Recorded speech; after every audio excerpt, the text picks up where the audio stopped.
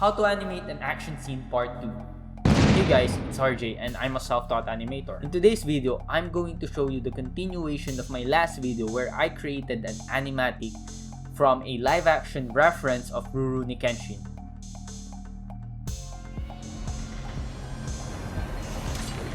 And guess what? There's a new movie coming out today, and congratulations Japan for making me jealous. In today's video, we will be talking about keyframe drawings, extreme drawings, and breakdown drawings, in-between drawings, and all the drawings that you need for you to create an animation. So come on, let me show you how to animate an action scene. I'm going to show you 3 time-saving tips for your animation production.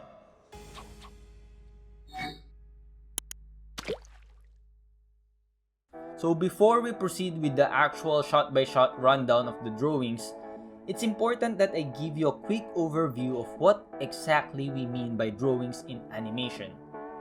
This particular sequence that we did in the previous video is what we would call an animatic or animated storyboard. It's a set of rough drawings put together in a sequence which gave us a very quick overview of what is to be expected in the animation.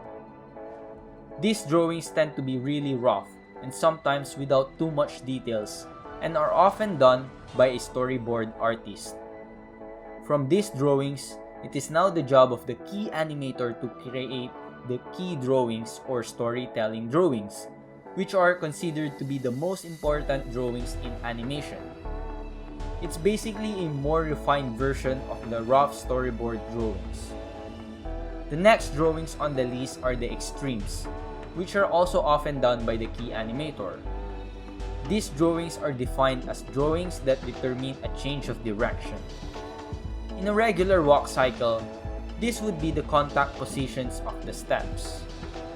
These drawings are often mixed up with the next drawings, which are called breakdowns or passing position, which breaks down the extremes and keys.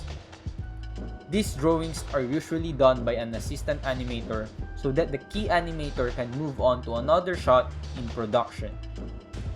The last drawings are in-betweens, which are often done by an entry-level animator.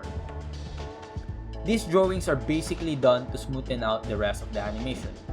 What I'm showing you here is a basic structure that is being used in studios where there's a team of animators who are working on different stages or parts of the production line.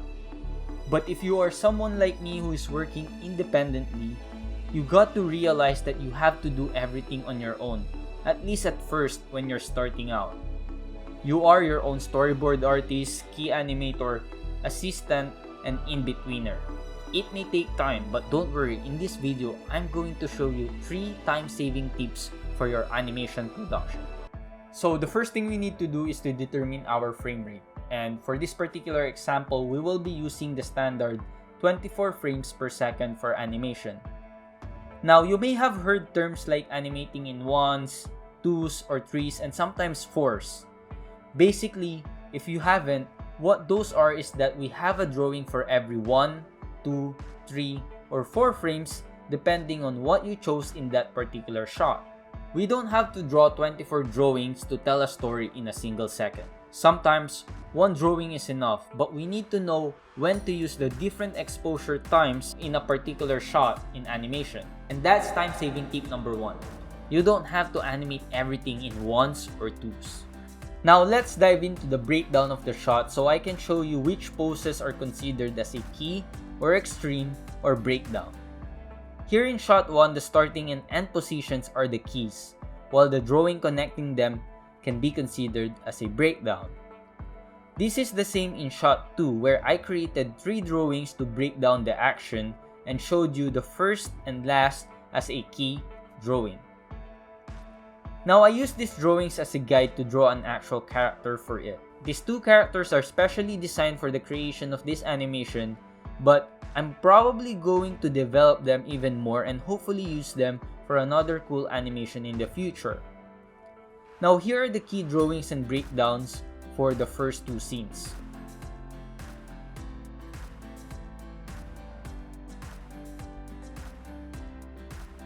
The exposure of each of these drawings were a bit long, and that is because the timing of the action is quite slow. In situations like this, it would be a nightmare to create an in-between drawing for every frame because there is not just enough spacing here. Also, most of the parts of the body are not changing much, so there is really no point in creating the same drawing for every frame. So in this case, I chose to further break down the slow movement by having a breakdown drawing for every 6 frames. Time-saving tip number 2. Make use of the previous drawings to copy the parts that are not changing much. Here, I often copied the head and the arm because it wasn't really changing that much throughout the animation. When we get to the cleanup process, we can further smoothen out this animation using the same tip. This way, each drawing will have an exposure time of 3 frames. The third and fourth shot were quite simple. One drawing for each shot. And that's really all you need because in this sequence, the animation is all taken care of by the camera movement.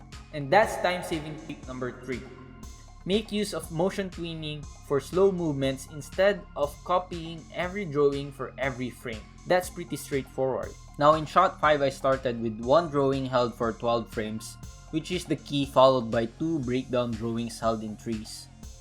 These drawings have a motion blur added to it because this signifies the start of a fast action scene. I added the motion tween to emphasize that fast action that is about to happen. In shot 6, we basically have 6 frames to tell a story. We need to animate this in 2s or even in 1s. For now, I opted in creating 3 drawings which are held in 2s. These drawings can be considered as extremes because the overall shot is basically just telling us that the sword was drawn and we created a combination of 3 drawings to tell us that narrative. In the 7th shot, we have 3 key drawings. The first one is the drawing that connects us from the previous shot, which shows that they are about to draw the sword. The next key drawing is this moment where the Afro character is ready to strike from above. The last key drawing will be the moment where the sword is already broken and we are brought to the conclusion that our protagonist lost. The extreme drawings here would be this part where the switch of the direction was made as well as a strike down between the 2 swords. Then I further broke this down with 2 more drawings to connect the keys and extremes properly. As you can see, the exposure of the first 3 drawings were at 4s, and that is because this is a fast movement. The 4th drawing is extended up to 8 frames to show that he paused in that position before the strike. The sword clash drawing was only shown in 2 frames because of the very fast action of this movement. The next drawing is simply held in 4s, while the last drawing is held until the end of the shot. We'll be creating in-between drawings for every 2 frames in this shot to smoothen out the animation when we get to the cleanup process. In the last shot, we simply have to create 5 drawings to show the blade's movement, which is hitting the ground, bouncing off, and then settling down. I basically use my reference as my guide for the exposure times of these drawings. But again, we can smoothen out and clean up during the next phase of the animation. This is now the first pass animation of the keys, extremes, and breakdown.